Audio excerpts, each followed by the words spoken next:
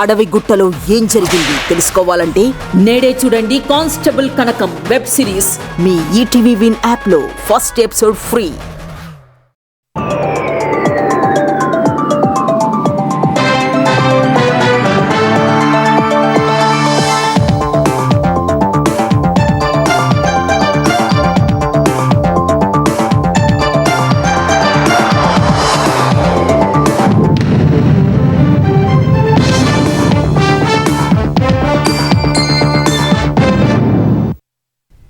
నమస్కారం, ETV news కు స్వాగతం.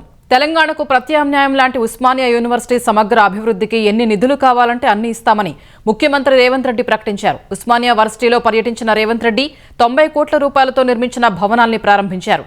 దుందుభి, భీమా పేర్లతో నిర్మించిన 2 బాయ్స్ హాస్టళ్లను ప్రారంభించారు. డిజిటల్ లైబ్రరీ, రీడింగ్ రూమ్, 2 బాలికల వసతి గృహాలకు భూమి పూజ చేశారు.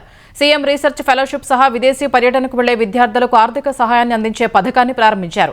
అనంతరం ఠాకూర్ ఆడిటోరియంలో జరిగిన కార్యక్రమంలో మాట్లాడిన సీఎం వర్సిటీ అభివృద్ధి కోరుకునే తన పర్యటనను అడ్డుకోవడం సరికాదన్నారు. ఇలాంటి చర్యలకు పూనుకునే వారి ఉచ్చులో పడవద్దని సూచించారు. ఎలాంటి బందోబస్తు లేకుండా తాను మళ్లీ వర్సిటీకి వస్తానని చెప్పారు. వచ్చే డిసెంబర్లో ఆర్ట్స్ కాలేజీ ముందు మీటింగ్ పెడతానని, ఉస్మానియా అభివృద్ధికి కావాల్సిన నిధులన్నింటినీ ప్రకటిస్తానని వెల్లడించారు. ఇదే సమయంలో బీఆర్ఎస్ ప్రభుత్వ హయాంలో యూనివర్సిటీని నిర్లక్ష్యం చేశారని మండిపడ్డారు. తమ ప్రభుత్వం వచ్చిన తర్వాతే వీసీల్ని నియమించి అభివృద్ధి చేస్తున్నట్టు చెప్పారు. మళ్లీ బీఆర్ఎస్ వస్తే ఓయూ భూముల్ని కాజేస్తారని హెచ్చరించారు. తెలంగాణ విద్యారంగ సమస్యల్ని చట్టసభల్లో ప్రస్తావించి వాటి పరిష్కారానికి కృషి చేస్తారని జేఏసీ చైర్పర్సన్ కోదండరాంను మండలికి పంపిస్తే ప్రతిపక్షం కుట్రలు చేసి అడ్డుకుందన్నారు. ఆయన్ను మళ్లీ మండలికి పంపుతామని, ఎవరు అడ్డుకుంటారో చూస్తామన్నారు. అంతకుముందు ఓయూలో ముఖ్యమంత్రి పర్యటనను దృష్టిలో పెట్టుకుని పలువురు బీఆర్ఎస్ విద్యార్థి విభాగం నేతల్ని పోలీసులు గృహ నిర్బంధం చేశారు. బీఆర్ఎస్ విద్యార్థి విభాగం తెలంగాణ అధ్యక్షుడు గెల్లు శ్రీనివాస్ యాదవ్ని హిమాయత్ నగర్లోని నివాసంలో గృహ నిర్బంధం చేశారు. ఉస్మానియాకు వస్తున్న సీఎంను అధికారంలోకి వచ్చిన తొలి ఏడాదే 2 లక్షల ప్రభుత్వ ఉద్యోగాలు భర్తీ చేస్తామన్న హామీపై నిలదీసినందునే తనను గృహ నిర్బంధం చేశారని గెల్లు శ్రీనివాస్ విమర్శించారు. ఇది అత్యంత హేయమైన చర్యగా అభివర్ణించారు. అటు ఓయూలో సీఎం పర్యటనను దృష్టిలో పెట్టుకుని విద్యార్థుల్ని ముందస్తు అరెస్టులు చేయడంపై మాజీ మంత్రి హరీష్ రావు మండిపడ్డారు. ఇలా విద్యార్థుల్ని అరెస్టు చేయడానికే విద్యా హోంశాఖల్ని సీఎం తన వద్ద పెట్టుకున్నారా అని హరీష్ ప్రశ్నించారు. అరెస్టు చేసిన వారిని వెంటనే విడుదల చేయాలని డిమాండ్ చేశారు. విద్యార్థుల్ని మోసం చేసినందుకు ఓయూ సాక్షిగా క్షమాపణలు చెప్పాలని, ఎన్నికల మేనిఫెస్టోలో ఇచ్చిన హామీలు వెంటనే అమలు చేయాలని హరీష్ డిమాండ్ చేశారు. తెలంగాణలో యూరియా కష్టాలు కొనసాగుతున్నాయి. పొలాల్లో సాగు పనులు చేయాల్సిన రైతులు తిండి తిప్పలు మాని ఎరువు బస్తాల కోసం అవస్థలు పడుతున్నారు. పంట అదును దాటిన తర్వాత ఆలస్యంగా వేసిన పెట్టుబడి నష్టపోవటం మినహా లాభం ఉండదని ఆవేదన వ్యక్తం చేస్తున్నారు. యూరియా వస్తుందన్న సమాచారంతో సిద్దిపేట జిల్లా దుబ్బాకలో పీఎస్ఈఎస్ ముందు రైతులు అర్ధరాత్రి నుంచే పడిగాపులు కాశారు. సంచులు, ఆధార్ కార్డులు, పట్టాదారు పాస్ పుస్తకాలు వరుసలో పెట్టి వేచి చూసినప్పటికీ నిల్వలు లేవని చెప్పగా నిరాశతో వెనుతిరిగారు. మిరుదొడ్డి మండల కేంద్రంలో సిద్దిపేట గజ్వేల్ ప్రధాన రహదారిపై బైఠాయించారు. జోగుపేట, నర్సాపూర్ రహదారి, మెదక్ రామాయంపేట ప్రధాన రహదారిపై కోనాపూర్ వద్ద రైతులు రాస్తారోకో చేపట్టారు. యూరియాను బ్లాక్ మార్కెట్లో అమ్ముకుంటున్నారని చేగుంట మండలంలో కర్షకులు ఆరోపించారు. సూర్యాపేట జిల్లా అనంతగిరి మండలంలో యూరియా కోసం రైతులు బారులు తీరారు. తెలంగాణకు అందని యూరియాను తక్షణమే డిమాండ్కు అనుగుణంగా జిల్లాలకు పంపిణీ చేయాలని వ్యవసాయ శాఖ మంత్రి తుమ్మల నాగేశ్వరరావు అధికారులను ఆదేశించారు.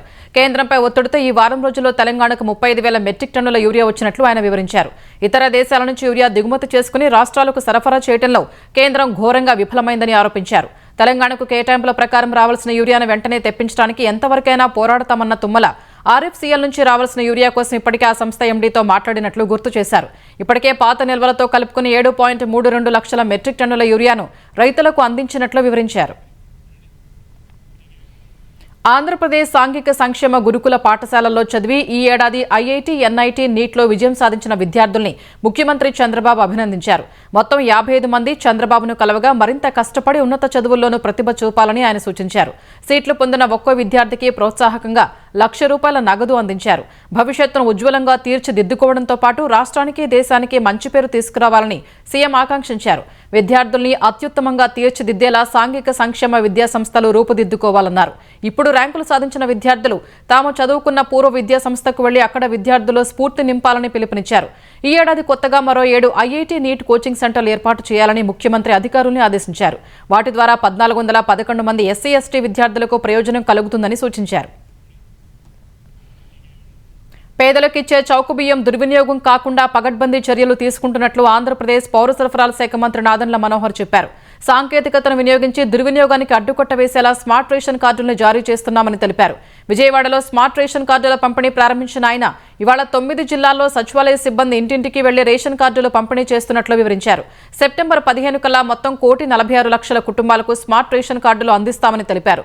కొత్తగా రేషన్ కార్డులు పొందిన వారు చిరునామా మార్పు చేసుకున్న వారికి కూడా స్మార్ట్ కార్డులు ఇస్తామని స్పష్టం చేశారు. కేంద్ర ప్రభుత్వ అమృత్ స్కీమ్ పథకం కింద 3 ఏళ్లలో ప్రతి ఇంటికి స్వచ్ఛమైన నీటిని అందిస్తామని ఏపీ పురపాలక శాఖ మంత్రి నారాయణ తెలిపారు. తిరుపతి నగరపాలక సంస్థ ఇతర అధికారులతో పలు అభివృద్ధి పనులపై సమీక్షించిన మంత్రి కార్పొరేషన్కు సంబంధించిన పెండింగ్ పనులపై చర్చించారు. మొత్తం 123 మున్సిపాలిటీలలో ప్రజలకు అవసరమైన సదుపాయాన్ని కల్పిస్తున్నామని నారాయణ తెలిపారు. కొత్తగా 6 నగరాల్లో వేస్ట్ టు ఎనర్జీ ప్లాంట్లను ఏర్పాటు చేస్తున్నామన్నారు. అక్టోబర్ 2 నాటికి రాష్ట్రంలోని 85 లక్షల టన్నుల చెత్తను శుభ్రం చేస్తామని ఆయన తెలిపారు. అటు విశాఖ, గుంటూరు, తిరుపతిలలో పెండింగ్లో ఉన్న టీడీఆర్ బాండ్లపై ప్రత్యేక దృష్టి పెట్టి వాటిని పరిష్కరించి బాధితుల్ని ఆదుకుంటామని చెప్పారు. తిరుపతిని మెగా సిటీగా మార్చే ప్రయత్నం చేస్తున్నామని, తుడా టవర్స్ జూన్ ఆఖరి నాటికి పూర్తి చేసేందుకు ప్రణాళికలు రూపొందించినట్టు చెప్పారు. గత ప్రభుత్వంలో క్రమ పద్ధతి లేకుండా టౌన్ ప్లానింగ్ చేశారని ఆయన ఆరోపించారు. అమెరికాతో దౌత్య సంబంధాలు ఒడిదుడుకులకు గురవుతూ ఉండడంతో భారత్ దిద్దుబాటు చర్యలు చేపట్టింది. డొనాల్డ్ ట్రంప్ యంత్రాంగంతో లాబియింగ్ చేసేందుకు మెర్క్యూరీ గ్లోబల్ అఫైర్స్ అనే సంస్థను నియమించుకుంది. రిపబ్లిక్ పార్టీకి చెందిన మాజీ సెనేటర్ 2020లో ట్రంప్ ప్రచార బృందంలో పనిచేసిన వ్యక్తి ఆ సంస్థలో భాగస్వాములుగా ఉన్నారు. భారత్ నుంచి దిగుమతి చేసుకునే ఉత్పత్తులపై అమెరికా ఈ నెల 27 నుంచి 25% అదనపు సుంకాల్ని అమల్లోకి రానున్న వేళ భారత్ లాబియింగ్ను ఉపక్రమించింది. ఈ మధ్యవర్తిత్వం కోసం అమెరికాలోని భారత రాయబార కార్యాలయం మెర్క్యూరీ గ్లోబల్ అఫైర్స్ కు $75,000 చెల్లించనుంది. మొత్తం 3 నెలలు ఈ ఒప్పందం అమల్లో ఉండనుంది. మెర్క్యూరీ సంస్థలో రిపబ్లికన్ పార్టీకి చెందిన మాజీ సెనేటర్ డేవిడ్ విట్టర్, 2020లో ట్రంప్ ప్రచార బృందంలో పనిచేసిన బ్రయాన్లకు వాటా ఉంది. న్యూయార్క్ రాష్ట్రానికి సెనేటర్గా ఎన్నికైన తొలి ఇండో అమెరికన్ కెవిన్ థామస్ కూడా వారికి సాయం చేయనున్నారు. ప్రధానమంత్రి లేదా ముఖ్యమంత్రి అయినా జైలు నుంచి పరిపాలన చేయడం మంచి విషయమేనా అని కేంద్ర హోంశాఖ మంత్రి అమిత్ షా ప్రశ్నించారు.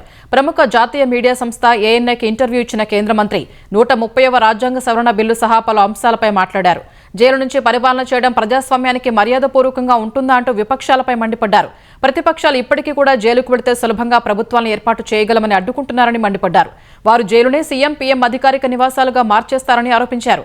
అప్పుడు DGP, chief secretary, cabinet secretary వంటి ఉన్నతాధికారులు జైలు నుంచి ఆదేశాలు తీసుకోవాల్సి ఉంటుందన్నారు. జైలు నుంచే ప్రభుత్వాలను నడిపే పరిస్థితి దేశంలో రాకూడదని అమిత్ షా అన్నారు. నూతన బిల్లులో ప్రధాని పదవికి కూడా వర్తించేలా స్వయంగా నరేంద్ర మోదీనే సవరణ చేశారని చెప్పారు. ఎన్నికైన ప్రభుత్వం రాజ్యాంగ సవరణ తీసుకొస్తే దానిపై అభ్యంతరాలు లేవనెత్తే హక్కు అందరికీ ఉంటుందని, అంతేగాని పార్లమెంటులో ప్రవేశపెట్టేందుకు కూడా అవకాశం లేకుండా ఆందోళనలు చేస్తే ఎలాగని నిలదీశారు. ఈ బిల్లు ఖచ్చితంగా పార్లమెంటులో ఆమోదం పొందుతుందని అమిత్ షా ఆశాభావం వ్యక్తం చేశారు. 130వ రాజ్యాంగ సవరణ బిల్లును సమర్థిస్తూ కేంద్ర హోంమంత్రి చేసిన వ్యాఖ్యల్ని ప్రతిపక్ష ఎన్డీఏ కూటమి తప్పుపట్టింది. కాంగ్రెస్ సహా ప్రతిపక్షాలకు చెందిన కొందరు నేతలు బిల్లును సమర్థిస్తున్నారని అమిత్ షా చెప్పడంపై విపక్ష పార్టీల నాయకులు మండిపడ్డారు. విపక్షాలు లేకుండా చేయడమే బీజేపీ ఉద్దేశమని ఆర్జేడీ ఎంపీ మనోజ్ ఝా ఆరోపించారు. ఈడీ రాజకీయ పార్టీలా పనిచేస్తోందని సుప్రీంకోర్టు కూడా వ్యాఖ్యానించిన విషయం మర్చిపోద్దని అమిత్ షాకు సూచించారు. దోషుల్ని తప్పించేందుకు ఇప్పటికే అనేక చట్టాలు ఉన్నాయని ఎన్సీపీ శరత్ చంద్ర పవార్ పార్టీ నేత సుప్రియా సూలే మరో చట్టం ఎందుకని కేంద్ర ప్రభుత్వాన్ని ప్రశ్నించారు. రాజ్యాంగాన్ని దుర్వినియోగం చేసేందుకే సవరణ బిల్లు తెచ్చారని కాంగ్రెస్ ఎంపీలు ప్రమోద్ తివారీ, మాణికం ఠాకూర్ ఆరోపించారు. రాహుల్ గాంధీని విపక్షాలను ఉద్దేశిస్తూ అమిత్ షా పదే అబద్దాలు చెబుతున్నారని దుయ్యబట్టారు. తెలంగాణలో అనుమతి లేకుండా విద్యుత్ స్తంభాలపై వేసిన కేబుళ్లను తొలగించవద్దని హైకోర్టు స్పష్టం చేసింది. రామంతపూర్ విద్యుత్ ప్రమాద ఘటనలో 5గురు ప్రాణాలు కోల్పోయిన తర్వాత జంట నగరాల్లో విద్యుత్ స్తంభాలపై ఇంటర్నెట్ కేబుల్ వైర్ల తొలగింపును సవాలు చేస్తూ ఎయిర్టెల్ వేసిన పిటిషన్పై వాళ్ళ మరోసారి హైకోర్టులో విచారణ జరిగింది. ఈ విచారణలో అనుమతి తీసుకున్న కేబుళ్లను సైతం తొలగిస్తున్నారని ఎయిర్టెల్ తరఫు న్యాయవాది కోర్టుకు నివేదించారు. ఈ దశలో జోక్యం చేసుకున్న టీజీఎస్ పీడీసీఎల్ ఏ స్తంభాలకు అనుమతి తీసుకున్నారో చూపించాలని అడిగింది. ఈ దశలో అనుమతి లేని కేబుళ్లను తొలగించొచ్చని ఆదేశించిన హైకోర్టు తదుపరి విచారణ వాయిదా వేసింది. 100 ఏళ్లు కలిసి బతుకుతానంటూ అగ్నిసాక్షిగా ప్రమాణం చేసిన భర్తే తిండి పెట్టకుండా కడుపు మార్చి భార్యను చనిపోయేట్టు చేసిన ఘటన భద్రాద్రి జిల్లా అశ్వారావుపేటలో జరిగింది. ఖమ్మం జిల్లా కల్లూరు మండలం విశ్వనాథపురానికి చెందిన లక్ష్మీ ప్రసన్నను ఖాన్పేటకు చెందిన నరేష్ బాబుకిచ్చి 2015లో పెళ్లి చేశారు. మరుసటి ఏడాది వారికి కుమార్తె పుట్టింది. అప్పటి వరకు భార్యతో బాగానే ఉన్న నరేష్ తర్వాత వరకట్నం కోసం ఆడపిల్లను కన్నామంటూ వేధించడం మొదలుపెట్టాడు. 3 ఏళ్లు పుట్టింట్లోనే వదిలేశాడు. తర్వాత పెద్దలు సర్ది చెప్పగా లక్ష్మీ ప్రసన్నను 3 ఏళ్ల క్రితం కాపురానికి తీసుకెళ్లిన నరేష్ అశ్వారావుపేటలో ఉండే తన అక్కాబావల ఇంట్లో చేరాడు. కొన్నాళ్ల తర్వాత లక్ష్మీ ప్రసన్న తండ్రికి ఫోన్ చేసి మీ కూతురు కాలుజారి కింద పడిందని రాజమండ్రిలో ఆసుపత్రిలో చేర్చినట్టు సమాచారం ఇచ్చాడు. అక్కడికి వెళ్లి చూసిన తండ్రి తన కుమార్తె ఎముకల గూడుగా విగతజీవిగా పడి ఉండటాన్ని చూసి హతాశులయ్యారు. అల్లుడే తమ బిడ్డకు తిండి పెట్టకుండా హింసించి చంపాడని పోలీసులకు ఫిర్యాదు చేశారు. ఈ ఫిర్యాదు ఆధారంగా పోలీసులు దర్యాప్తు చేస్తున్నారు. గోదావరి వరద తగ్గిన కోనసీమలోని లంక గ్రామాలు ఇంకా జల దిగ్బంధంలోనే ఉన్నాయి. ధవళేశ్వరం బ్యారేజీ నుంచి 4,75,331 క్యూసెక్ల వరద నీటిని సముద్రంలోకి వదులుతుండగా దిగువన ఉన్న వశిష్ట, వనితేయ, గౌతమి, వృద్ధ గౌతమి నదీపాయలు ఉధృతంగా ప్రవహిస్తున్నాయి. ఈ ప్రవాహానికి బూరుగులంక, ఉడుముడి లంక, జి పెదపూడి లంక, అరిగిలవారిపేట, అనగారి లంక, పెదమల్లంక, అయోధ్య లంక, మర్రిమూల, కనకాయ లంక గ్రామాల ప్రజలు పడవల్లోనే రాకపోకలు సాగిస్తున్నారు. వరద బాగా తగ్గినప్పటికీ రేవులలో బురద నీటిలో లంక గ్రామాల ప్రజలు కొంత దూరం నడిచి అనంతరం మరపడవలపై రాకపోకలు సాగించాల్సి వస్తోంది. దివ్యాంగులు, అరుదైన జన్యు వ్యాధులతో బాధపడుతున్న వారిని ఎగతాళి చేస్తూ స్టాండప్ కామెడీ చేస్తున్న 5 సామాజిక మాధ్యమ ఇన్ఫ్లుయెన్సర్లు క్షమాపణ చెప్పాలని సుప్రీంకోర్టు ఆదేశించింది. సమయ్ రైనా సహా 5 కమెడియన్లు తమ పాడ్కాస్ట్ లేదా కామెడీ షోలో క్షమాపణ చెప్పాలని జస్టిస్ సూర్యకాంత్, జస్టిస్ జోయి మాల్యా బాగ్చీలతో కూడిన ధర్మాసనం స్పష్టం చేసింది. సమయ్ రైనా, విపిన్ గోయల్ తదితర కమెడియన్లు దివ్యాంగుల మనసు బాధించేలా జోకులు వేశారని ఎస్ఎంఏ క్యూర్ ఫౌండేషన్ సుప్రీంకోర్టులో వేసిన పిటిషన్పై ఇవాళ విచారణ జరిగింది. ఇండియాస్ గాట్ టాలెంట్ షోలో యూట్యూబర్ రణ్వీర్ అలహాబాదియా చేసిన వ్యాఖ్యలపై దాఖలైన పిటిషన్లతో ఈ పిటిషన్ను ధర్మాసనం విచారించింది. ఈ సందర్భంగా రైనా దాఖలు చేసిన కౌంటర్ అఫిడవిట్ను సుప్రీం తప్పుపట్టింది. రైనా తనను తాను అమాయకుడిగా చిత్రీకరించుకుని తర్వాత క్షమాపణలు చెప్పారని విమర్శించింది. సోనాలి థక్కర్ బేషరతుగా తన షోలో చేసిన క్షమాపణ ఇప్పటికే ప్రసారమైనందున ఆమె తప్ప మిగిలిన 5 తమ షో లేదా పాడ్కాస్ట్ లో క్షమాపణ చెప్పాలని ఆదేశించింది. ఈ ఒక్క కేసుకే పరిమితం కాకుండా భవిష్యత్తు సవాళ్లను దృష్టిలో ఉంచుకుని సామాజిక మాధ్యమాల్లో ఇలాంటి ఎగతాళిని నిరోధించేందుకు కేంద్ర ప్రభుత్వం నిబంధనలు రూపొందించాలని ఆదేశించింది. దివ్యాంగులు, తర్వాత మహిళలు, వృద్ధులు, చిన్నారులు ఇలా అందరినీ ఎగతాళి చేస్తూ పోతే ఇదంతా ఎక్కడ ఆగుతుందని ధర్మాసనం అసహనం వ్యక్తం చేసింది. ఇలాంటి వ్యవహార శైలిపై జరిమానా విధించే అంశాన్ని తదుపరి విచారణలో పరిశీలిస్తామని తెలిపింది. ఢిల్లీ సీఎం రేఖా గుప్తాపై దాడి ఘటనలో కీలక విషయాలు వెలుగులోకి వచ్చాయి. సీఎంను కత్తితో పొడవాలని నిందితుడు ప్రణాళిక చేసుకున్నట్లు పోలీసుల విచారణలో తేలింది.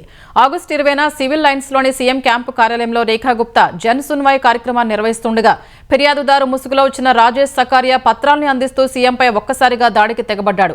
వెంటనే రాజేష్ను అరెస్ట్ చేసిన పోలీసులు అతన్ని ప్రశ్నించినప్పుడు సీఎంపై కత్తితో దాడి చేయాలని ప్లాన్ చేసినట్లు చెప్పాడని వెల్లడించారు. అయితే భారీ భద్రత కారణంగా తన ప్రణాళికను విరమించుకున్నట్లు సకారియా చెప్పినట్లు తెలిసింది.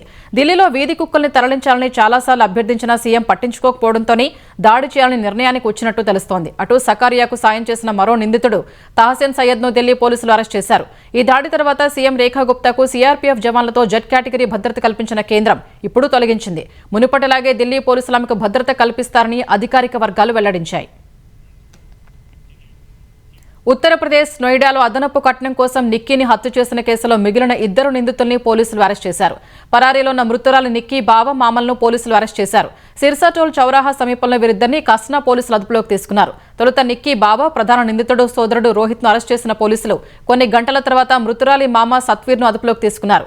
ఈ కేసులో ఇప్పటికే మృతురాలి భర్త, అత్తను అరెస్ట్ చేశారు. అటు కోర్టు నిక్కీ భర్త విపిన్ కు 14 రోజుల జ్యుడిషియల్ కస్టడీ విధించింది. కస్టడీ నుంచి పారిపోయేందుకు ప్రయత్నించిన విపిన్ పై పోలీసులు కాల్పులు జరపగా అతడి కాలికి బుల్లెట్ తగిలింది. అదనపు కట్నం కోసం 30 ఏళ్ల నిక్కీ అనే మహిళను ఆమె భర్త విపిన్ సహా అత్తింటి వారు పెట్రోల్ పోసి నిప్పంటించి హత్య చేయగా వారి 6 ఏళ్ల కుమారుడు తన తల్లిని చంపిన తీరును పోలీసులకు వివరించాడు.